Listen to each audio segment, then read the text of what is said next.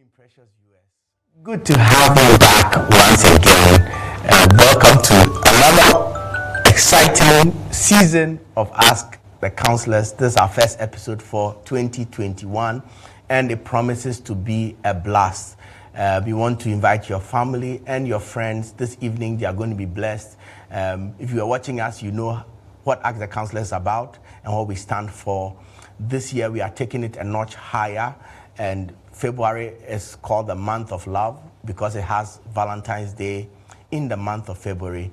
And tonight, we want to begin by talking about love. But before we do that, I want to introduce our guests here with us in the studio. But once again, I'm your host, Dr. Selassie Ajinasari, and I'm going to be here with you, God willing, throughout the season. But to introduce our first guest, we have Bishop Charles Ajinasari, who has been here with us from the beginning with his wise counsel, with his powerful and awesome counsel. And he's been married for 35 years, 36 years this year. We have Reverend Mike Ankuma as well in the house, and who has also been with us and given us some immense and wonderful contribution. And we have with us once again Bishop Emmanuel Akun, one of the senior bishops at the Victory Bible Church International, with his wise counsel and interesting contributions as well. But tonight promises to be good.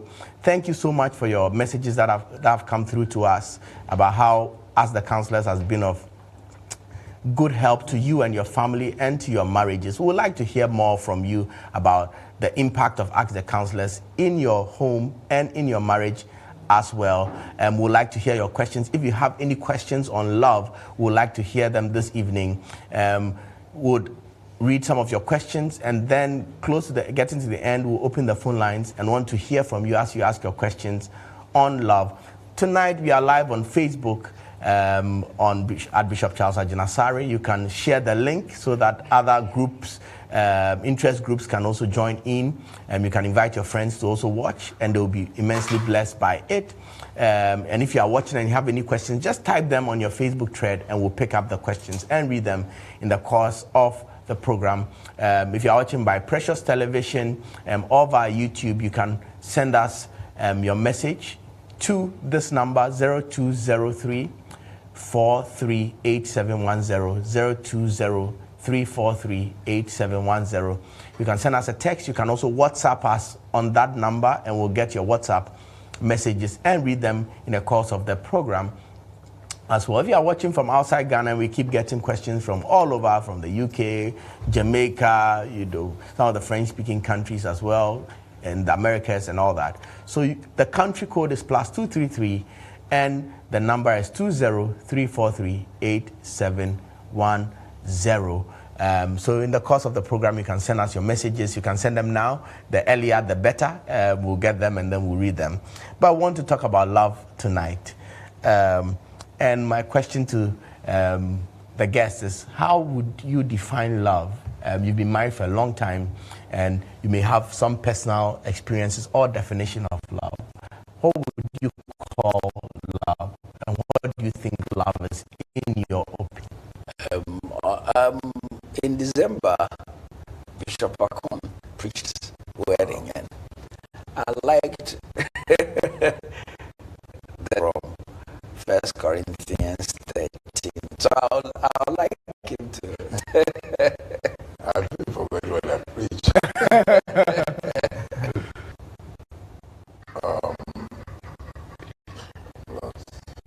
Okay, about the fact that love is not just one thing, but love is those Corinthians 13.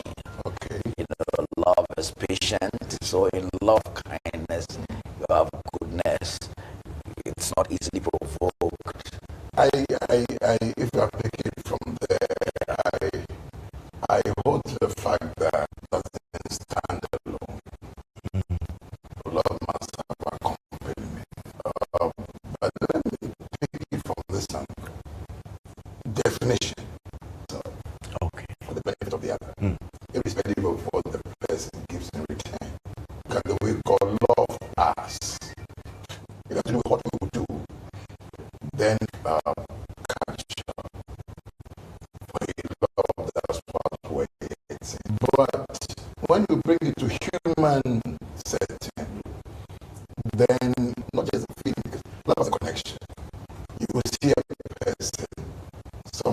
and now you want to walk with the person, go up and down. But if you hold on to that alone as love, you could handle it wrongly, because that is feeling all the time. So there's a commitment part of love, and there's the feeling and the understanding of how to work it out. Otherwise, you tread on the feelings of love and realize towards doesn't have the commitment to love, which is of the mindset to work out love. But there's a phase that you fall into it. There's a phase now which is commitment. You intentionally make input to make that love you be a lifetime. So love is a complex. The spirit, it is a feeling of love. You go by the soul, it could be carried away. And you might think it's love, but if the two, and if whatever is predominant, the body will express. Say, like my bishop helped me with, that goes beyond feeling. Not if love will last longer. Love soft. If you love somebody, you really have the heart to go the extra miles. You wait for the person to go through the reformations. Yes, I agree with what Bishop Akon said. In love, you need to also, there's the one that singles see and get it, and there's the one that when you want your relationship, you do. Now, for single people, their love, like, is interested in you. I work towards it. It happens. But for married couples, there are in the English, we play with one word. I love my wife. It's the same thing. But it's not her loving with salmon. And it's not the same as loving my wife.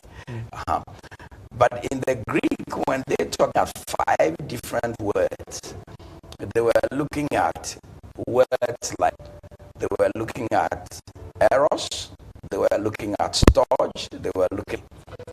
Now, can you break them down? Yes. In a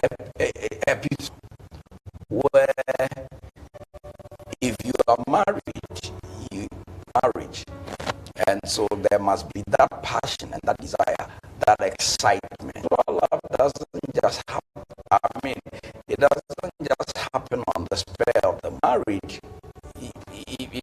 I mean, you expect sex towards it, and when it's gonna happen, there's excitement too. And then there is eros. Eros is romantic love. The other Ghanaian lady say that Ghanaian men are not romantic. You have to watch movies. And that's where a lot of people make the mistake. They use what they see in determine love. But a lot of the guys who act the movies, they are 3, 4, 5 times. In fact, one of my favorite speakers, Larry King. He just passed away. And so people want romantic love, but romantic love, emotions, and it goes with the eyes, the sight, which you have. I'm just defining, because if we one after the other, it will take us deep. Now, a lot of the times when we are getting to Valentine's Day, people are not thinking of love in totality. They are thinking of emotional love and sexual love. And then there is storge, which is a relational love, where you have friends. And with relational love, is give and take. I remember recently there was this case of a guy who lost a relative in church. And normally in church, when people die and they are bereaved and they are being introduced, you have a lot of people coming to stand around them. And this guy is bereaved. And he came out and nobody came to stand with him. Whoa. So I had heard people talk about it before it happened, that on the platform where he belongs, he doesn't contribute. He doesn't go to anybody's funeral. He doesn't help anybody. And so here he was also bereaved. And people, because when it comes to relational love, it's give and take. Okay? And the scripture says that he who has friends must show himself friendly. And then there's filial, which is brotherly love. The love you have for your blood relations. You know, like we, like the Akans, they have that kind of love for Wafase, etc. If your marriage is going to last, your spouse must be like a relative. And then there is the fifth kind of love, which is the God kind of love, which is agape, where Bishop Akun is saying that God loved us when we didn't even love him. And in agape love, it's not dependent on you did it for me. It's not dependent on what you have done. It's dependent on the fact that I just love you, irrespective of what you do. Now, if any marriage is going to work, you need these five to be together. Because he said earlier, you can have a husband who is not giving love, but the wife decides that, look, I love you anyway, I'll go an extra mile. Or you can have a wife who is not giving love. The husband says, I love you, I'll go anyhow. So that's agape. That's agape. Okay. You know, but if a marriage is going to work, you need all these five. But in the case where the husband or the wife is the one giving all the time, so it's just standing on one pillar, one of the pillars of love. Yes. Would that love survive? If that person is ready to go agape, all out, then, but you see, a marriage will not, it's not supposed to depend on just one kind of love. A marriage is supposed to have all these. I mean, if you are married, you are expecting sex. The Bible says one flesh. If you are married, you are expecting romance. Your birthday, your spouse gives you a card or probably buys something for you. Your spouse, you go on a walk with your spouse. You know, you say sweet things to the person and all that. You expect that, okay, on my spouse's birthday, I did something for her. On my birthday, I'm expecting she will do something for me. You know, okay. I feel for my spouse as a relative because we feel for our relatives. And so I feel for my spouse. And because I feel for my spouse, I'll protect my spouse. You know, so for marriage to work, you need all these five. Okay. You wanted to say something? Well, the bishops have spoken. Wow. So I think that I can just reiterate that married love must be a decision. Okay. The couple must decide to make the marriage work by deciding to love. Okay. And I also believe that if the marriage hangs on only one person, it may go sometime, but at times it breaks down.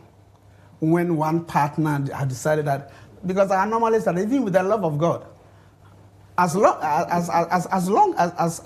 as God loves us, people will still go to hell, God loving them. If you don't accept the love God has loved you and get born again, yes, God loves you, but I would say you won't benefit from that love because you still go to hell. So even in a marriage relationship, love must be reciprocal. For it to be sustainable and for it to work for the mutual happiness of the people who have married, the love, the wife must decide to love, and the woman also must decide to love, or reciprocate that love. Is it okay? Yes, please, you can. I think love should grow. And like the bishop said, it gets to a point where somebody can decide. Everybody must see something wrong with this person, but I choose to. that is there. But generally, love must grow. And the best reward of love is when the one receiving love also responds to the gift of love. Like the bishop said, on the wife's birthday, he will surprise her with a gift. And of course, love has expectation. So I surprise you. I might not say, give me something, but if you do it, it makes it stronger. And then so we learn from the strongest in the team, and we all mature and become better. So if we go all coming to give, because love is giving, and if you come into love, you must come to give, for God so loved that he gave. But if you come only to receive, then you're not coming to make it work. And so as human beings, as much as the person has decided to love you to the end, you might also grow in your delivery and also be able to respond. But we love him because he first loved us. So I think. So let me just digress a bit and we'll come back to this. So what are your thoughts on Valentine's Day? Should Christians take advantage of it? Should they be practiced? What are your thoughts on it? Is it something we should ignore? You hear different schools of thought on how it's a heathen celebration and all that. You know, Cupid having, you know, a god of love and all that. And maybe before the bishop comes in, because he'll have the final say on this one. I would say that people argue on things I struggle with. Okay. People will say, why do you even celebrate a particular day? And they'll say, you can celebrate a person every day. You can celebrate your spouse every day, but there's a day you hype it on her birthday and stuff like that. For me, I don't think Valentine is inscribed in the Bible that they celebrate Valentine's Day. Neither is a Christmas legacy. But I think that the world has come to accept the day to one, honor or give honor to Christ, his birth and all that. And so if there's a day the world has set apart to celebrate love, I think the real source of love is our God. And then we as people of God must then step in to show what true love is. If we fold our arms, the culture of the world would do what they know. But if we also come with the culture of the kingdom, of what love is, we can bring light to our time. So I think that it is okay for a child of God to also step in, because we should understand love better and let the person close to me see how I celebrate love with my spouse. Let them learn something from it. On that particular day that we set it apart, to make love become paramount. And maybe we're busy going today, the world is busy. Going, coming, going. If you're not careful, you don't make time. But one day comes that you can make time, even come home over a bottle of maybe sparkling wine and say, let's celebrate our love. It's something to go by. I think so. Yeah, you see, the day thing, the Cupid thing is not there. Valentine it's called Saint Valentine's Day. You know, so it's the world that is trying to introduce the Cupid thing, where it's a lustful, you know. Saint Valentine, at a certain time in the 3rd century, when Christians were being persecuted and put in prison, used to visit them and send them presents. And there was one time, one of his the jailer's daughter who was blind, and Valentine kept sending them gifts, you know. And so that lady decided that on the day Valentine was born, she would celebrate Valentine. And gradually it became accepted that on that particular day you show love. Now for us, even as a country, on that day, our former President Kufuor said that it should be a day when we give out chocolates to show our love. So it's not really a day where people get into debauchery or people get into sexual orgies. No, it's a day like Bishop Akon is saying, where we must show love. And for us Christians, we must take advantage of that day, because in fact it comes from a Christian foundation, and show love. But it's been designated for love for spouses. Well, now the singles have hijacked it, and I think last 3 years, by the time they finished 14th February, the hotels and things, the condoms and what have you, the world has hijacked it. It's not supposed to be a day of lust. It's supposed to be a day of love. There's a difference between love and lust. Lust is sexual desire for anybody other than your legitimate partner. So when we have a day that is set for love, let's show the world love. You know. I don't know if Reverend Ankuma wanted to. Well, what I will add is that you will realize that every occasion, whether Christmas, Easter, the people who celebrate according to their faith and according to their style of living. Because even Christmas, some unbelievers have, the way they celebrate Christmas, it's not like the way that it should be celebrated. And so on Valentine's Day, sure, I mean, the world will celebrate it in the way according to their lust and according to their beliefs. But we also should go to the altar so that we give opportunity for our young people to also have a place to go. Mm-hmm. Because if the world is celebrating and there's no Christian program, definitely our young people who may not be as strong may tend to, well, let's go and see what these people are doing. And before you realize they are in trouble. So it is important that Christian churches, Christian organizations also organize something so that their young people to have a place to go, a place to express the God kind of love. Okay. Unfortunately, because of the COVID, you see, planning something like that becomes difficult. You know, but like you said, yes, there must be plans, but the COVID, now they are saying that most of the things happens in social gatherings. So, because by all means, when you have a Valentine's Day celebration for even singles, you have a situation where boy meets girl. You know, he has to introduce himself, and to introduce himself, he has to go close to the person, talk to the person, you know, say a few things into their ears, and, you know, and things like that. So it becomes a bit difficult in times like this. For people who are married, like you said, many people say Ghanaian men are not romantic. Which is not true.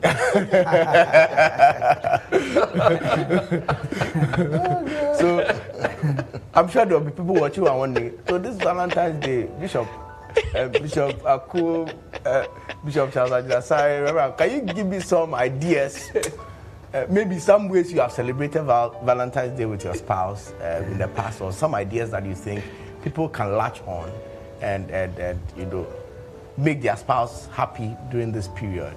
I think, yes. So any innovative ways you think? Well. You can also decide to share with us your plans for this year's Valentine's Day. For me, I think that's what the bishop said earlier. Okay. Because normally, at a time like this, church puts up something for couples to gather and express.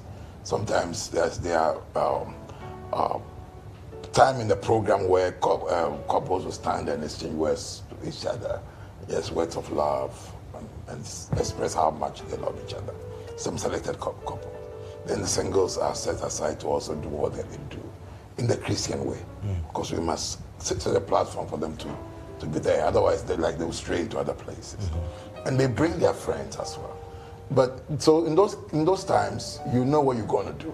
And then from there, in the program, couples are encouraged to exchange gifts. And so that is what you do openly. When you come home, then it's up to you to whatever you have. So since that one is not coming on this year, because we try to minimize even the meetings itself, I think it behoves the couples to surprise each other with presents of love. And somewhere in the synopsis, you realize that it is cited that in the heat of people not getting jobs and all that, how do you... We should also be pushed to do things we cannot do. Okay. Because Valentine will pass. You do the best you can and what you can do. So after the Valentine, you can still have life going on. Okay. And by now, if you're a married couple, you should be understanding and know each other. But at least try and let the person in your life feel like my husband, my wife appreciates all these years of living together. I think a gift will be appreciable. A lot of women interpret love as being there for them, which means we are together, we are talking, we are fellowshipping. So I think that even in the house, that 14th can be a special day where even just in the house, just outside, we sit, we talk, perhaps even read a book on love, take one of Bishop's book, and perhaps do something to help our relationship. Since we can't go out, COVID and things like that, why don't we use this time just to take one of Bishop, take communication in marriage, look at one chapter, read to me, let me read to you, read to me. By the time we finish, we have real fellowship and real being there for each other. And it will help strengthen our relationship. Okay. So if you are watching us once again live on Ask the Counselors, and this is our second season and our first episode for this season. And being a month of love, we are talking about love, how to reignite love, how to take advantage of this occasion to show love to your spouse or your loved one. If you are watching by Facebook, we would like to hear from you. And there are two things we would like to hear from you: how Ask the Counselors has been a blessing to you and your home or your relationship, and then how what your questions you may have concerning love, anything that baffles your mind or that brings confusion into your relationship, any questions you may have on love, you want to share with us, and then the counselors will help you this evening. If you are watching via Facebook, you want to just ask your question or type your question out on the message thread and we'll pick it up immediately. If you want to send us a WhatsApp or text message, the number to do that on is 020-343-8710, 020-343-8710. And then if you are watching from outside Ghana, the country code is +233 20-343-8710. And then if you are used to emails, you can send us an email. You're in the office, probably behind a computer. You can send us an email to questions, questions, @agyinasare.org. Agyinasare is spelled AGYINASARE. It's one word, not hyphenated, .org. Questions @agyinasare.org. I also wanted to find out from our guests, if a marriage has gone through tough times, how does one reignite? Or if it's a couple watching, how do they reignite their love? If the marriage, sometimes marriage goes through very turbulent times and you don't see any light at the end of the tunnel. There's been so much probably abuse or so much Cold War that you're wondering, how do we come back from this? How do we recover our love from this? What should a couple do in a season like this? How do they reignite their love and make it stronger and better and the way God wants it to be? Bishop Akun talked about the fact that this season, if for nothing else, get your spouse a gift. It doesn't have to be expensive, but get your spouse a gift. Reverend Mike Ankoma talked about the fact that make time to fellowship or make time to chat. Now, if you're falling out of love, the only thing to do to get back together is to fall back in love. There were things you did when you met this lady or this guy. Those same things you did, with time, you became familiar. And so you ignored them. There were things you did that sparked something. Now, in marriage, staying longer in the relationship shouldn't make you familiar that breeds contempt. In fact, in marriage, it is said that the more you stay, the longer you stay, the more you become comfortable with one another. So there is what is known in marriage as comfortable familiarity, where the longer you stay in the relationship, the more, my wife is my best friend. And that is what marriage is supposed to be. That's why we encourage young people who want to get married to marry their friends. There are people they've been growing with from Sunday school. They know them. They are comfortable with them. They can tell them their secrets. They can tell them what is bothering them. Unfortunately, when it comes to the time of choosing a partner, they have this person right in front of them, and then they look outside. And when you talk to them, they say, oh, but this one is my friend. That is the more reason why you should marry the person, because Marriage is such that after a time, your kids leave you, or we say that your nest becomes empty. And when your nest becomes empty, it's left the two of you. And there's this joke I always tell of a story I heard of this man who used to tell his wife anytime when they were growing up, anytime the wife wanted to fellowship or talk with him, he says, go to the kitchen.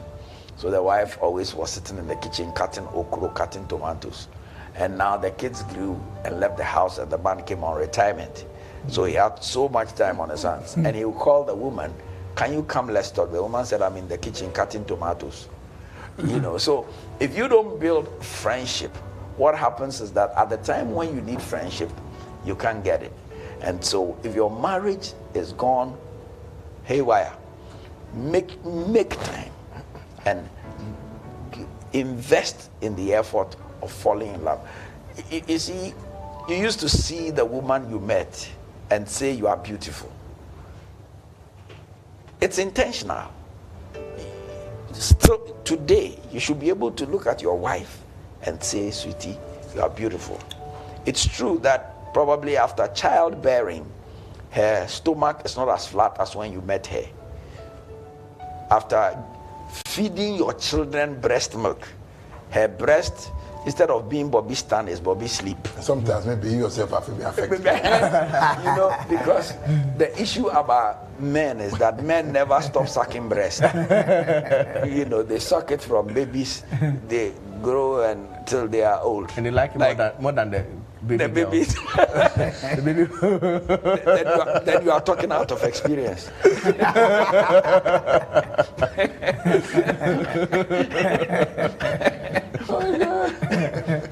So you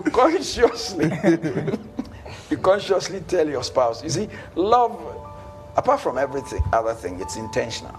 It's intentional. So you have to be intentional about it. Yes, that's what I want. Before Reverend, on something you said about people who have friends around them, they grew up together. You can, from afar, you can tell that these two would make a very good couple. But you ask them and they say, but he or she is just my friend. Sometimes they say it's more like a brother to me. Yes. So you are talking about a storge kind of relationship. Can you go into a marriage with just storge? Most of the time they tell you that that attraction. They're looking for that elsewhere. They don't have that attraction. They don't have that strong romantic, How do they move from the storge to, can you develop the eros in a relationship? Or it has to come, most people are looking for that kind of spark to say, okay, this is it. Even though they have the storge. The problem is what movies and television is shown us. It's shown us that for that to happen, there has to be slow motion where you are running softly, and when you step in the water, the bubble comes up and your cloth is blowing in the air, and then you hug and you carry the person. Now, if you, the man, you are 74 kilos, and the woman you are marrying is 95 kilos, how are you going to lift her and then the bubble will do this thing? So there are times we are not real about some of those things. And that's why I said earlier that a lot of those guys who act those movies, their marriages have not worked. Because marriage is not dependent on the emotion. Marriage is, or love, it's a decision. And if you are loving, you have to love with your head too. Not just, I saw the person and yee. Because after the yee doesn't stay all the time. So after the yee, there has to be, can this person take care of me? Can I laugh with this person? Can I be relaxed in the presence? I mean, there was this couple I knew that the lady gasped, she flatulated in the presence of the guy. And their marriage broke because of that.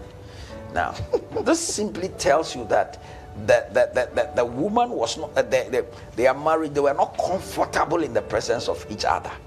I mean, so if you have a friend who is comfortable with you, You can laugh with the person. You can make mistakes, and the person can easily forgive you. For me, it's a big start. And then you can now choose to add some of. You see, the problem is that for a lot of our sons and daughters who grew up in church, they've been in church all this time. So the majority of them can hardly tell a girl, I love you. So what they do is action speaks louder than words. So they'll hang around the girl, they will go and eat with you, they are always talking to you, you know. But the girls, because of what they have seen, they want somebody who will tell them that, you see, Charlie, the airport belongs to my father. I mean, the Emirates plane that came, my uncle was the one who gave the loan to buy it. You know, they want somebody who will tell them fantastic things. And these our sons in the church, they have not learned to lie. You know, because these are our sons in the church. They have not learned to lie. So they can't look a girl in the face and manufacture a story. When I see you, then something is doing me, then all my aim is. They haven't learned that. So for me, I advise the girls, it is better to have a brother who will not tell you lies, might not even know how to communicate what he's feeling, but is showing it, and has not been tainted with the world, to love you and be your friend. And I think from there it can be picked up. You see, you're going to live with the person more than the beauty.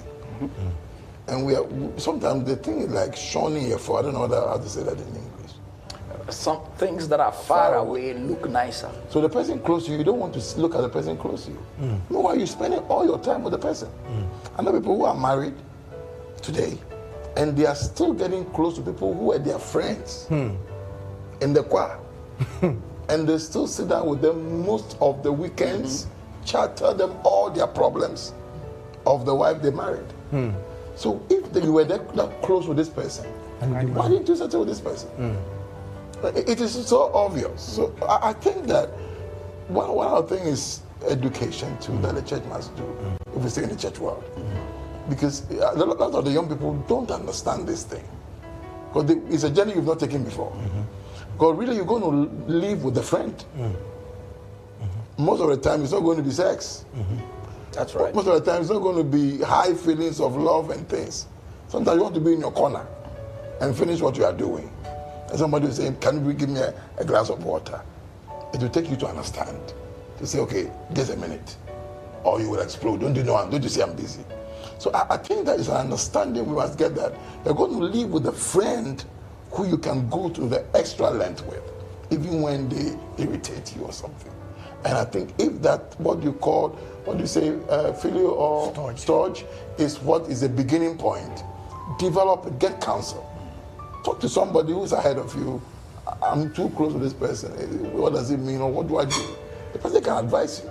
So does that mean that if I'm a guy and I see a lady friend who is close to me, we gel, we talk, but I don't see a romantic aspect of it? Romantic means what? When you see the person, your heart you must see somebody that, because of your psyche, you look at the chest, the way it's pointed, and the back, the way it's rounded. Forgive my language. And you think that that's what it is. You could jump to it and you realize after 3 children, it's not the same again. But if somebody that, if it is somebody that you will be free to be friends with, whether you are angry or not, you are able to manage it. While the person release bad air or not, able to laugh around it and ignore your heads and be relaxed with the person, I would recommend go for that person. Okay. And develop that aspect. Okay. I have a friend, he's a pastor, he's a big man. When you have challenge to the house, then you hold the wife's hand and say, oh, do I entry, then you put the hand at his back and release air. And the girl will scream, no, they customer, I would. That's the end of the trouble.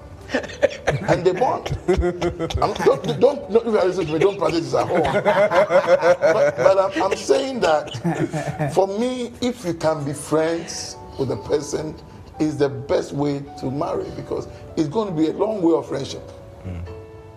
One will carry the other, one will lift up the other, and that's what it is. Okay, all right. So let me begin to ask some questions before we are, So we actually, Ask the Counsellors is coming back, but we are doing just 1 hour this time. It's going to be from 6:30 to 7:30, so we have about a few minutes more. Efia says, good evening. Please, I have a male friend, and I've fallen in love with him. But unfortunately, he doesn't feel the same way for me. I want to move on, but sometimes it gets difficult to get my mind off him. Because of him, I can't really focus on another relationship. Please, will this affect my marriage someday? Will this affect my marriage someday? So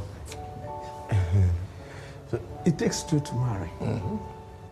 So if the person really has no feelings for you and doesn't show that he loves you, hard though it may be, I will advise that try as much as possible to take your minds off and look elsewhere, because if the person you force the person to marry, he really does not really love you, it may create problems.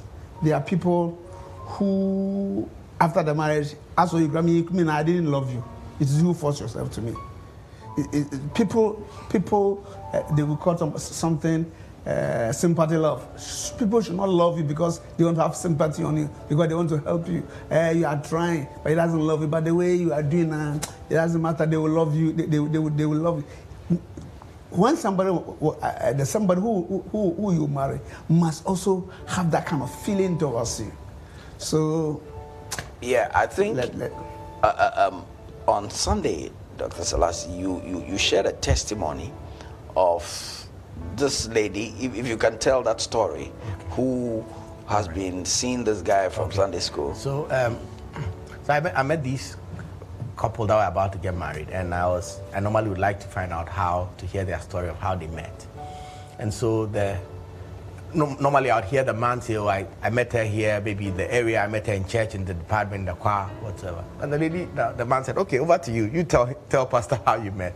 So the lady said, since Sunday school, they've been in church together. She always sees this man from afar, or this boy who eventually became a man. And she said, she's always had a crush.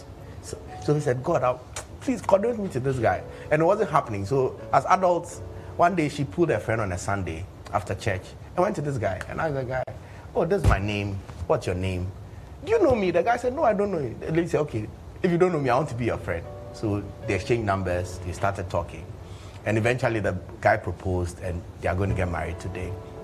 And I was telling church that, where we are going, looking at the number of ladies that are being born, to some extent, at some point, if you see something that you like and the person is not drawing any attention, you must go take the step and say, I want to be your friend. And from there, good point. Things can happen. Why I made him share it is probably this guy has not seen that the lady is interested. Okay.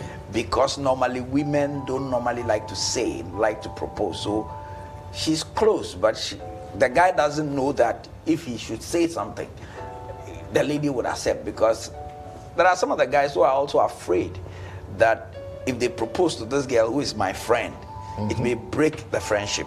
And so because of that, they are not. So the lady should do something, should prompt him. If she prompts him and then she knows that he's not interested. All right. Okay. So this is from Richard from Dansuman, and I'm going to open the phone line shortly. It says, please, I got closer to my ex-girlfriend as friends after a year. After a year, we broke up. She says she loves me when we talk, and I help her financially. I think she only calls me when she needs something, and she gets angry at any slight issue. I love her, but I feel like she only came back for my money. Please, what should I do? Please, what should I do? He's correct.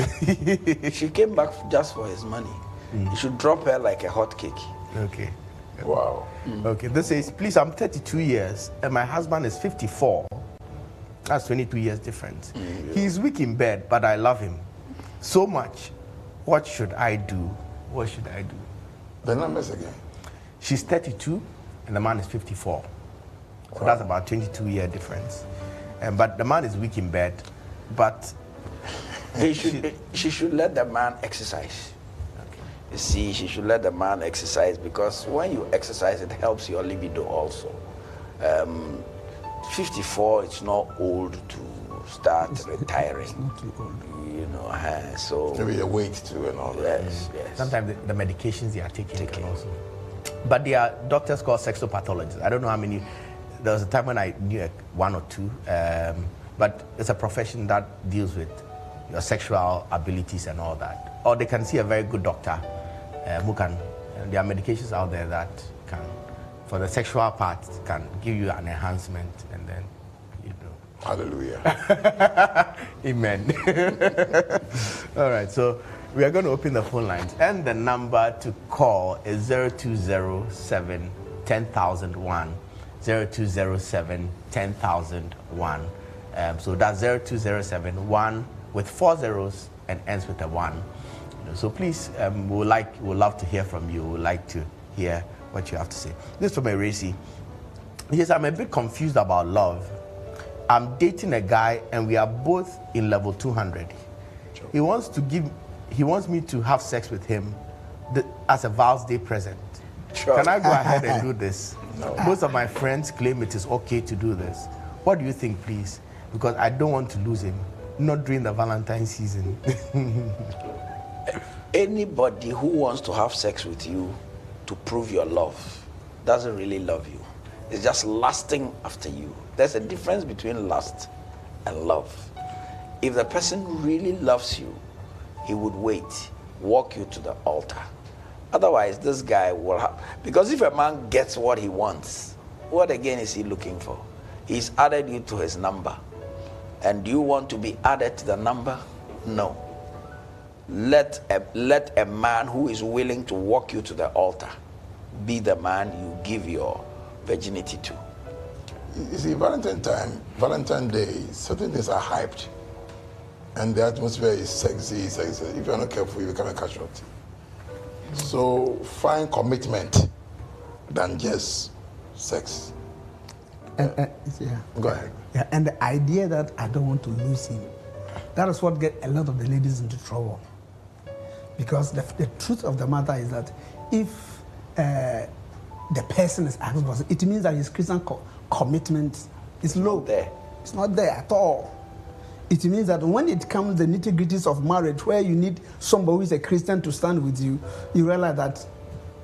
And so that idea that this guy is good for me, and if I lose him, perhaps I won't get enough. It's very wrong. So then a lot of the ladies have that fear. Hey, if I lose him, hey, I'm 30. Hey, I'm going to wait again. And because of that, a lot of them force themselves into relationships only to realize that what they were seeing is not. It's and to mark at so clothes was covering a lot of things, and which they didn't see, and so that fear should not be there. If you lose me, a better person will come. And as Reverend Bishop Akun said, you know, okay, we have a call on the line. We have Sarah from Takwa. Good evening, Sarah. Please, we are live on Ask the Counsellors. Ask your question.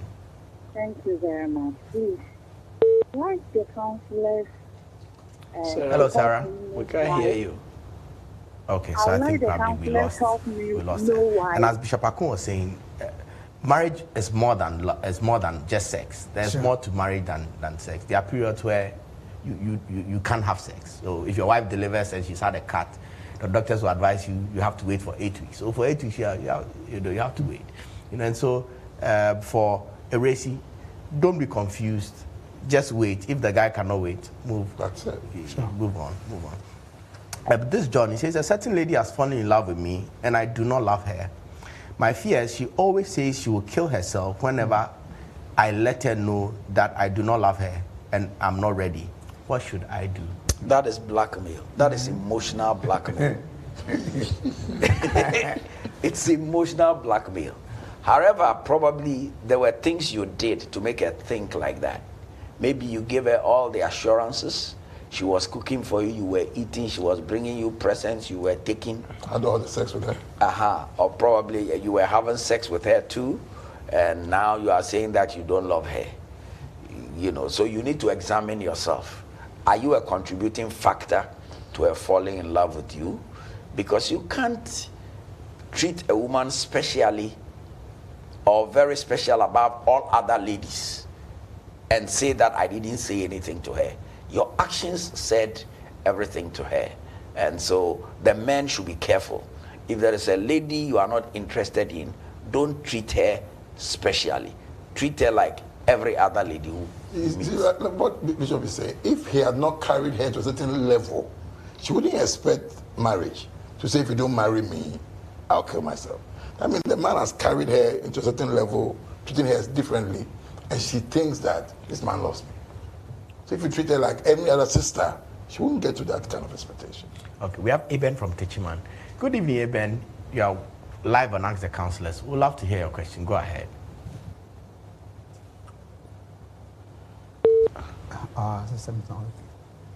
Good evening, Eben. Okay, so I think we lost Eben there. So this is Jojo. And he says, Bishop, what do I do when my love tank is empty? When my love tank is empty. Fill it. Love tank. Fill it. Fill it. Okay, so Love tank. Yeah. I think virtually we propound that and we talk about love language. yes. But you come into love with your own love, because love must have accompaniment. You must carry your own joy, carry your own peace, carry your own everything to accompany your love. Because the person you're going to love, you're going to give to the person. If you're going to expect, it's not going to last. So behold to go and give love. If you are going down, go to God. Let him fill your tank. He will shed love abroad in your heart. And you come and deliver. That's the way it is. Because the person you love, if you depend too much on the person, you will fall short. You will fall short. And mostly the other person has to fill your love tank, right? Expect it to. But you see, like he said, you must go with your tank full to give. You see, there are times we take this scripture where the Bible says, you know, it is not good that the man should be alone. I'll give him a helpmate. You know, we think that the man is not complete. The man is half. And so when he gets a wife, he will be complete. God makes everybody whole. Otherwise, then those who don't marry, like Jesus, then he was half. Yeah. Jeremiah was half. Paul. You know, if he was. But it's not like that. You know, you are complete. But then when you find a woman, you find a good thing. And you obtain favor from the Lord, you know. And the woman is a helpmeet, will help you fulfill your vision, but not because you are half. So in a marriage, you can continue giving and giving and giving and not get tired. You should be giving and giving. I've always asked for fresh ideas to give. And as you give, there will be a way, there will be some reciprocity. Exactly. You know. Okay, all right. So this from Harry Fifi. He says, I have gone out with this lady for a while, and she has become my friend.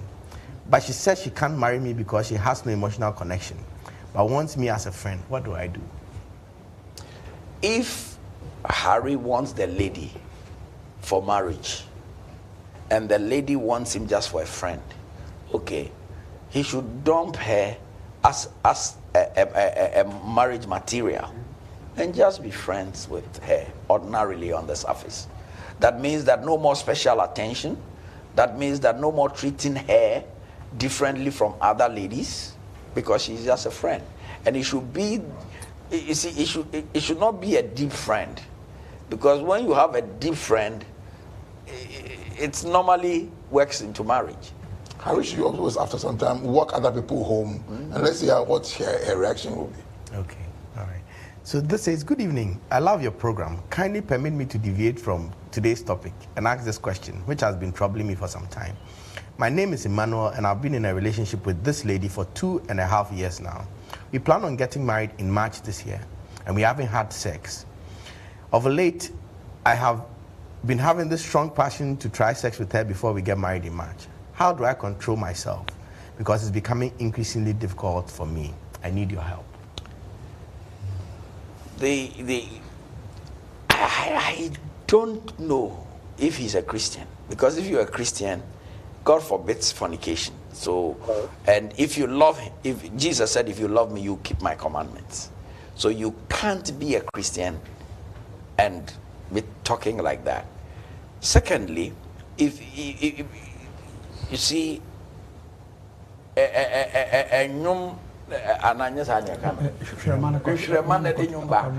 is whistling that brings a song.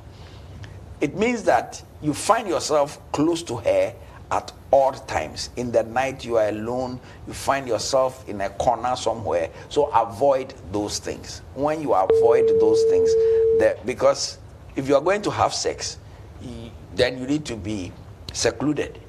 So if you meet her in open places, you are sitting in the open, etc., you won't have that passion. And try and get other people in your company. You can not be tempted. Because March, you should rather have expectation than being tempted today. Because March is too close to be talking like this. And after that, you have the license. You have the license, it's yours. You even see them get angry. Okay, so it says, good evening, counselor. Yeah, get angry. Okay, not get angry, probably the wrong right? You see that and bypass. Preach on. Sometimes when people are outside, they think that those who are buying have it every day or 3 times. Good evening, counselors. I think this is our last question for the day. The program is very educative and informative. God bless you all. I think most Christian men are boring. They mostly don't practice what they preach. They're always all the time talking like. I don't get the question. This says, hello, good evening. Please, my name is Yao. I've dated this girl for almost 9 years now, but my family is insisting they won't allow me to marry her because she doesn't respect. I've consulted elderly people, but they are still saying no. Please, what should I do? And I think we'll end it. If she doesn't respect, then she doesn't respect.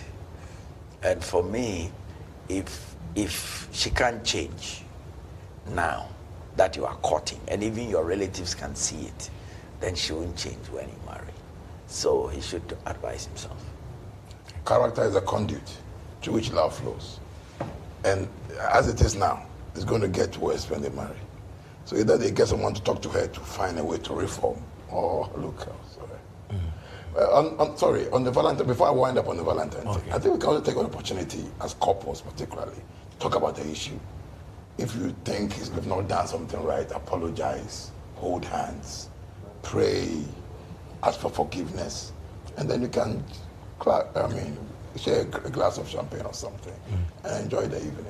If you have sex, nothing wrong with that. All right. He's saying as a couple. Couple, yes, sir. Married couple. Married couple. All right. Thank you once again for being with us. We'll be coming your way same time next week from 6:30 to 7:30.